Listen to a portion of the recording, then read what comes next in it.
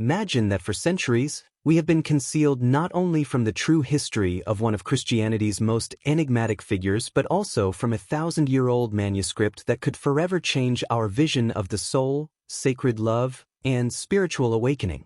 Think for a moment about how many secrets are hidden behind the walls of time, protected by institutions that fear the power of a revealing truth.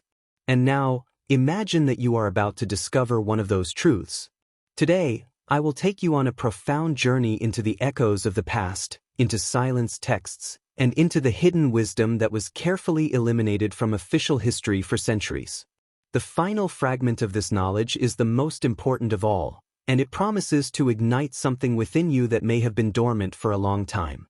Today's topic leads us to the heart of one of the greatest mysteries of early Christianity, the so-called Lost Gospel of Mary Magdalene. This is a manuscript that was found in the sands of Egypt in 1896 but has been deliberately ignored, questioned, and silenced. But what does this text contain that makes it so dangerous to the official narrative? And what spiritual truths can it reveal to you, right here and right now? But before we continue, if you resonate with these themes, if deep spirituality, ancient secrets, and the quest for truth call to you, I invite you to subscribe to the channel, leave a like, and share this video. What you are about to hear will not only surprise you, it could transform your understanding of life, the soul, and the purpose of your existence. Comment below what you think of Mary Magdalene and if you've ever felt there was more to her story than what we've been told. The figure of Mary Magdalene has been the subject of multiple interpretations over the centuries. The Church presented her as a redeemed sinner, a repentant woman at the feet of Jesus. But modern scholars like Elaine Pagels, a professor at Princeton and one of the foremost authorities on Gnostic texts, and Karen L. King, a historian at Harvard, have shown that this image was deliberately constructed to erase her true role, that of a close disciple, a spiritual guide, and perhaps the only one who understood Christ's hidden message. The Gospel of Mary, one of the Gnostic texts found in a codex in Akhmim, Egypt, presents a completely different vision of this woman. In this text, Mary is not a mere follower, she is an initiate, a spiritual master who dialogues with the other disciples after Jesus' ascension. It is to her that he entrusts the most elevated teachings. It is she who calms Peter's doubts and who reveals the truths about the nature of the soul, awakening, and inner freedom. Why has this text been hidden for so long? The manuscript is incomplete, crucial pages are missing, but what remains is powerful. In it, Mary describes how the soul ascends through different spiritual planes after death, confronting archons or guardians that try to divert it. Only through inner knowledge, detachment, and the recognition of its true divine nature does the soul manage to break free and return to the origin. This vision of the soul and the spiritual path is deeply aligned with esoteric and hermetic traditions far older than institutional Christianity. The mysticism to which this text belongs does not teach that we are sinners in search of external redemption, but that we already carry the divine spark within. Evil is not a moral fall but a forgetting of our true nature. Do you realize how revolutionary this is? Mary Magdalene is not just a symbol of redemption. She is the messenger of a spirituality that empowers the individual, that invites one to look within and awaken. Her gospel does not seek to create an organized religion but to open the door to a radical spiritual freedom. And why would the Church have wanted to hide this? Because such a message eliminates the need for intermediaries, hierarchies, and structures of control. If the soul can liberate itself, if divinity dwells within you and not in temples of stone, then what is the role of external power? Mary's message is so potent because it reminds us that the kingdom of heaven is not outside.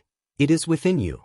The scholar Jean-Yves Leloup, translator of the Gospel of Mary into French, states that this text is a guide to inner alchemy, that every passage, every sentence, has the power to transform our consciousness if we approach it with humility and openness.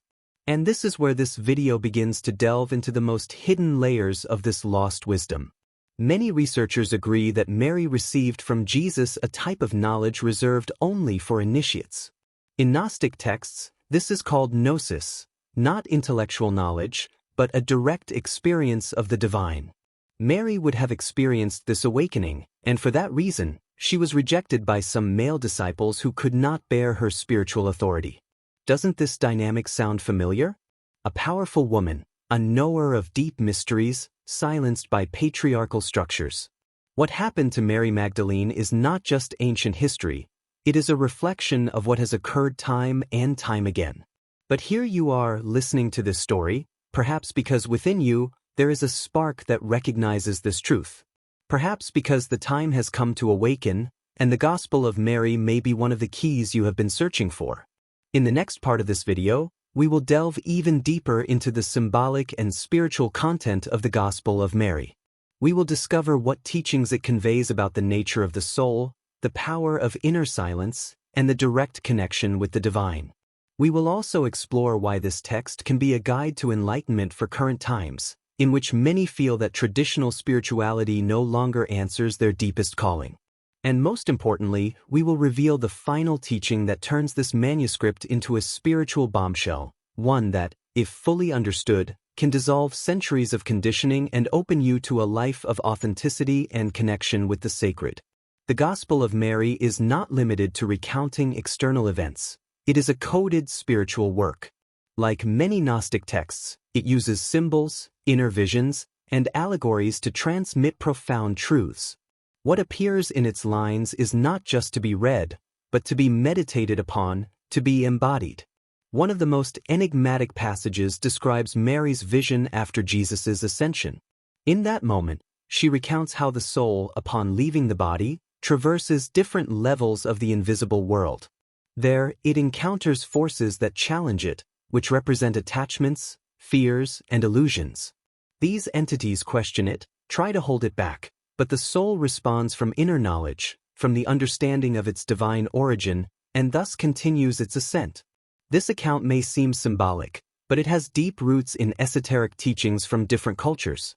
The idea that the soul, upon dying, must traverse planes of consciousness, free itself from its passions, and remember its essence is present in the Egyptian Book of the Dead, in the Hindu Upanishads, in the Orphic rites of ancient Greece, and of course, in Hermetic teachings.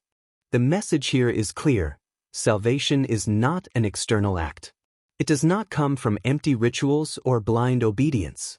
It comes from self-knowledge, from inner silence, from the direct connection with the eternal that dwells within you. The soul that recognizes its nature is not lost. The soul that remembers who it is becomes free. And it is precisely this teaching that poses a threat to any system based on spiritual control. Because a truly awakened person no longer needs to be directed from the outside. They become their own living temple. They transform into a beacon, a teacher, a mirror of the incarnate divinity. Such, according to these texts, was the path that Mary Magdalene initiated and that many still today can walk. But there is more. In the Gospel of Mary, there is a key, profoundly symbolic moment. When the disciples, after Jesus' death, are filled with fear and doubt, it is Mary who stands up and tells them, "Do not weep or be in doubt, for His grace will be with you and will protect you. Instead of grieving, let us praise His greatness, for He has prepared us and made us into humans." This passage carries immense spiritual weight. The phrase, "made us into humans," refers not just to the body or the flesh, but to the awakening of the embodied soul, to the full consciousness of who we are beyond the veil of this world. It is a call to inner transformation, to empowerment from the divinity that already dwells within us. Many scholars have interpreted this scene as an act of spiritual leadership by Mary. She, not Peter nor any of the other disciples, is the one who consoles, guides, and elevates the group's consciousness. It is she who has understood the true message of Christ. That is why some texts name her the disciple of the disciples. Do you grasp the power this holds? The possibility that Jesus did not leave behind a throne or a dogmatic structure, but a living, intimate, and direct transmission of spiritual knowledge. And that this transmission passed through Mary. Here, another unsettling aspect comes into play. According to several apocryphal Gnostic texts, like the Gospel of Philip, the relationship between Jesus and Mary Magdalene was much closer than tradition has been willing to accept. Some fragments call her his companion, others state that he kissed her on the mouth, and others that she knew what he knew and that the other disciples did not understand. This has been interpreted in many ways. Some see it as an intimate relationship, others as a metaphor for the alchemical marriage between the masculine and the feminine within the human being. But beyond the interpretations, the essential point is that she was the bearer of a spiritual knowledge transmitted directly, a knowledge that did not pass through hierarchies but through inner communion. And it is at this point that many see a connection with the alchemical and hermetic tradition, where the balance between opposing energies, masculine and feminine, heaven and earth, spirit and matter, is key to inner transformation. Mary Magdalene, then, represents the sacred feminine principle, the Sophia, the hidden wisdom that has been denied and excluded for centuries but is now beginning to re-emerge. What if we began to see Mary not as a secondary figure, but as the guardian of a lost knowledge? And what if this manuscript was not just a forgotten text, but a map for the spiritual evolution of the human being? Are you willing to look beyond what you were taught and open yourself to the possibility that within you lies a path that Mary already walked? In our times, where so many search outside for what can only be found within, the message of this gospel gains renewed strength. It invites us to close our eyes to the noise of the world and open the ear of the soul. It calls us to remember that we are not this body, not this story, not this wound. We are pure consciousness in search of its origin. And it is in that search that Mary becomes a beacon. Not because she has all the answers, but because she dared to look inward when everyone else was looking outward. Because she stood firm in her truth when others were carried away by fear. Because she chose illuminated silence when the world was screaming darkness. And in the next part, we will reveal one of the most powerful and hidden teachings of the Gospel of Mary. A teaching that has been silenced for centuries but can radically change your perception of the soul, death, purpose, and divinity. A teaching that, if you understand it with your heart, can open a door you will never be able to close again. The most powerful teaching of the Gospel of Mary Magdalene is not in a doctrine, a commandment, or a promise of future salvation. It lies in a seemingly simple phrase that, when understood in depth, can completely transform your vision of the soul and existence. Where the mind is, there is the treasure. This phrase appears when Mary narrates the ascent of the soul and its encounter with the archons who try to halt its liberation. One of them asks the soul, "Where do you come from, you who have killed men, and where are you going, you who have stripped yourself of their wrappings?" And the soul, responding with wisdom, says, "What binds me has been destroyed, and what surrounds me no longer holds me. I have recognized that everything is born of the mind, and that the mind is the root of all." Think about it. This teaching goes far beyond religion. It is a radical metaphysical statement. Everything you experience, everything you are, originates in the deep mind, in the consciousness that shapes reality. This is not about the rational mind or superficial thought. Mary refers to the sacred mind, the creative field where the soul itself originates. This level of understanding is not new. It is the same one we find in Hermetic texts, where it is stated, "The all is mind, the universe is mental." It is the same truth found in Buddhist teachings on emptiness and in the Vedanta philosophy on being. What is revolutionary is that Mary Magdalene, within an early Christian tradition, was transmitting this same level of consciousness. And that truth was silenced. Because this wisdom liberates. Because it reminds us that we are not condemned by an original sin but are asleep in an illusion. Because it makes us responsible for our own awakening. Because heaven is not a place we go to after we die, but a state of consciousness we can access right here and now if we strip away the false identities that bind us. And it is here that the Gospel of Mary becomes a true manual for spiritual liberation. It is not about dogmas but about inner experience. Mary describes how the soul, by recognizing its origin, frees itself from the chains of desire, fear, and ignorance. Only then can it return to its source. The source, according to her, is not external, it is within the soul. The path is not towards a distant God, but towards the hidden center of our own being. This message is profoundly transformative because it eliminates all dependence on external structures. It returns to us our spiritual sovereignty. It invites us to self-liberation. This vision was so disruptive that even in the Gnostic Gospels themselves, we can see how some disciples react with hostility. Peter, for example, in several texts questions Mary, telling her that he cannot believe Jesus would have revealed things to her that he did not share with them. Peter's doubt is not theological. It is a reaction of the ego, of the mind that resists accepting the light that comes from the feminine, the subtle, the interior. But another disciple, Levi, intervenes and says, "If the Savior considered her worthy, who are you to reject her? He knew her perfectly. That is why he loved her more than us." This phrase, hidden for centuries, shows us that within the very community of Jesus' followers, there was already a division between those who sought power and those who sought truth. Here we find a mirror of our own search. Are we following a spirituality based on external authority, on fear, on obedience? Or are we seeking the direct, living, transformative experience of the Spirit within us? The story of Mary Magdalene is not just a feminist vindication, it is a vindication of the awakened soul. She represents all those who, beyond gender, dogma, or tradition, have felt the call to remember who they are in essence. And perhaps that is why her figure was so carefully erased, because Mary represents the return of the forgotten, the excluded, the repressed. She represents the return of inner wisdom, of divinity in the flesh, of embodied mysticism.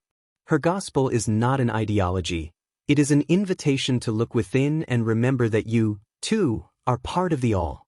At this point in the video, I want to ask you something that may seem simple but holds a key. What is your true spiritual name? Not the one you were given at birth, nor the one you use in the world, but that name that vibrates in your soul, that essence that defines you beyond the body, history, and time. Have you ever stopped to listen for it? I invite you to share it, if you feel so moved, in the comments. Because perhaps, like Mary, you too are remembering something that was always there. And sharing that awakening can help others to do the same. In the final part of this journey, we will connect all these elements into a final revelation, a unifying vision that will allow you to understand why this manuscript was so feared, why it remains so powerful today, and how you can apply its teachings on your personal path of liberation and awakening. Prepare to hear what could be the most transformative teaching this silenced gospel still has to offer. If you have made it this far, you already sense it. This manuscript was not forgotten by accident. It was hidden, silenced, marginalized because its content has the power to change not only the vision we have of Mary Magdalene but the entire understanding of the spiritual message she embodied. A message as simple as it is devastating to any power structure. The soul is free. Divinity is within you. And no one can stand between you and the knowledge of your true self.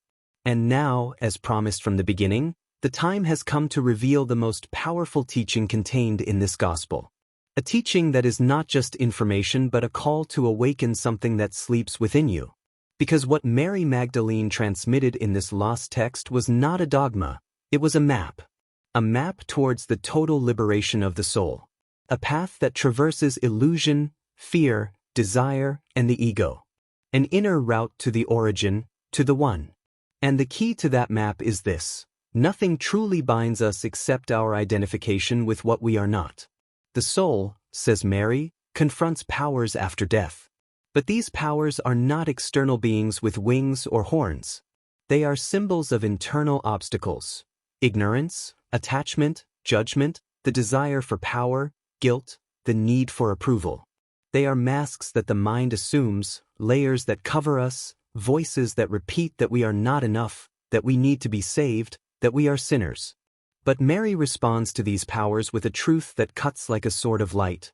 I did not know you. All of this has been destroyed. I have been stripped of my ignorance. That phrase is the initiation. It is the instant when the soul remembers that it is free, that it was never bound, that it was never subject to the judgment of an external God or the weight of an inherited guilt. That it was always part of the source. This is what so many feared for centuries. Not a heretical gospel, but a liberating one. Not a rehabilitated sinner, but an awakened master. Not an alternative doctrine, but a direct experience of the divine without intermediaries. A fire that burns from within and consumes all imposed chains. And you, who are watching this video are not here by chance. You are here because something in you is resonating with this truth. Perhaps you have felt for years that there is something more. Something deeper than learned religion. Something more vibrant than empty rituals. Something closer than a distant heaven. That something is you. You are the temple. You are the altar. You are the spark. The final message of the Gospel of Mary is not adoration. It is integration.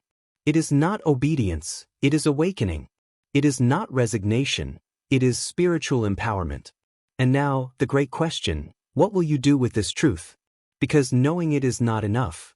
Reading it is not sufficient. The call is to live it. To sit in silence as Mary did. To descend into the inner abysses where your fears, your wounds, your overflowing desires dwell. To face them one by one with the light of consciousness. To tell them as she did, I am not that. I have been stripped away. I return to my origin. Only in this way is the path of the free soul walked. Only in this way are the veils pierced. Only in this way does one return to the all. And here, in the story of this silenced and forgotten woman, lies a mirror. Not one that reflects your outer face, but your eternal face. The one you had before any name. The one you carry within, waiting to be remembered. So, beyond any religion, I ask you, do you dare to look within and listen to what your soul wants to show you? Do you dare to step out of the system of inherited beliefs and begin your own path? Do you dare to strip away what you are not to discover what you have always been? Mary Magdalene did it. And for that she was rejected. For that she was erased. But also, for that she reemerges today. Not as a decorative figure in someone else's story, but as a silent guide for all who are ready to remember. If this message touched you, if something within you vibrated with this truth, share it. Not for vanity, but because many, like you, are searching in silence, and this could be the thread that connects them to their awakening. Subscribe to the channel if you wish to continue exploring these hidden truths. Give it the like if you feel Mary's message deserves to be heard. And above all, leave in the comments what this video awakened in you. Because your voice, your experience, your consciousness are also part of the unwritten gospel that the world is waiting to read. And remember, the true church is within the awakened soul. And its altar is you. Thank you for watching. I love you.